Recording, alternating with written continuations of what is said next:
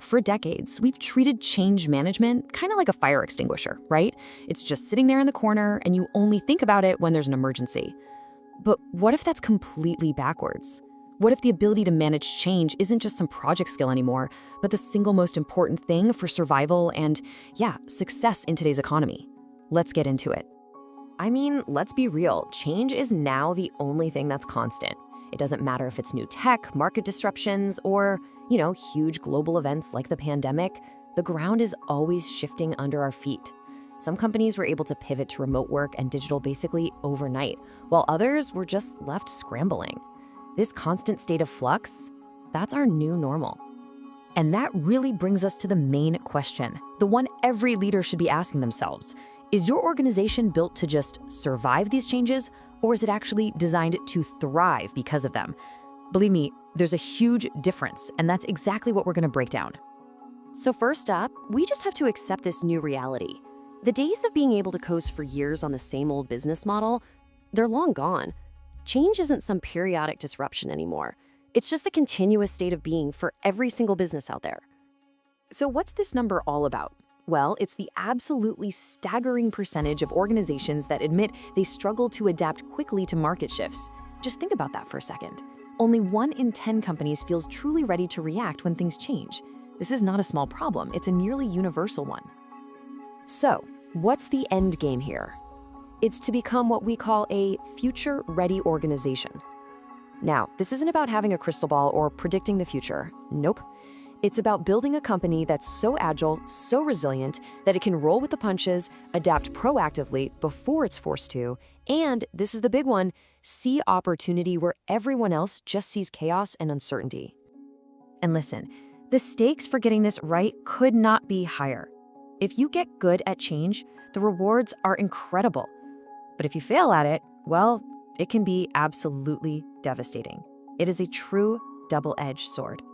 Let's start with the cost of getting it wrong, because it's pretty sobering. Studies estimate that a massive 70% of big transformation projects fail to meet their goals. That's 7 out of 10 major projects, things like a new software rollout or a company restructure, ending up delayed, way over budget, or just abandoned. You can really see the two paths pretty clearly. On one side, failure means wasted money, wasted time, and employees who are cynical and demoralized. They just don't trust the next big thing, and you lose ground to your competitors. But on the other side, success means you're the one jumping on new opportunities, you're the one grabbing market share, and your whole organization becomes way more resilient for the next shockwave. And the reward for getting it right is just huge. A Forrester study actually found that highly adaptive companies grow their revenue almost 3 times faster than their industry average. That's not a small edge, folks. That's a massive competitive advantage that proves being adaptable literally pays off. Okay, so if the why is crystal clear, the next logical question is how. How do you actually get good at this? Well, it all starts by moving past these one-off projects and actually building the ability to change right into your organization's DNA, into its culture. Building this kind of culture really rests on 4 key pillars. First, you need a consistent methodology. Have a repeatable playbook so every change isn't just chaos and everyone knows the rules of the game. Second, communication. You have to communicate the why behind the change and get people involved in the journey, not just show them the destination. Third, a learning value. You've got to create a space where it's safe to try new things and, even to fail sometimes. And finally, resources. You have to put your money where your mouth is. Give it a budget, assign ownership, and dedicate time to it. Change just can't be some unfunded side project. But of course, even the best processes and cultural values in the world are going to fall flat without the right people leading the charge. At the end of the day, change is a fundamentally human process, and leadership is the engine that drives it all. I absolutely love this quote because it just nails it. You could have the perfect technology, a brilliant strategy, but if you can't guide your people through that transition, it's all for nothing. The breakdown almost always happens on the human side of the equation. And the C-suite is finally waking up to this.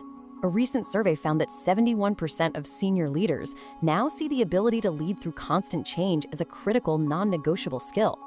So this isn't just some HR talking point anymore. It's a top-level strategic priority. So what are those essential skills we're talking about?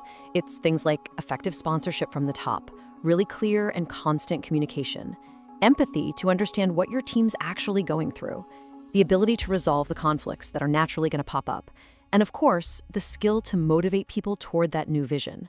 These are the so-called soft skills that deliver incredibly hard results. All right, so how do we pull this all together? Let's distill everything we've talked about into a simple, actionable playbook for building a company that's truly ready for the future. It really boils down to 3 core actions. First, you have to embrace change. That means shifting your entire mindset from seeing change as a threat to seeing it as a continuous opportunity. Second, build the culture. Deliberately put those pillars, methodology, communication, learning, into practice. And third, develop your people. You have to invest heavily in giving your leaders and your employees the skills they need to navigate and even drive change. So let's end with this one powerful thought. Change is going to happen whether you like it or not. That part, that's totally out of your control.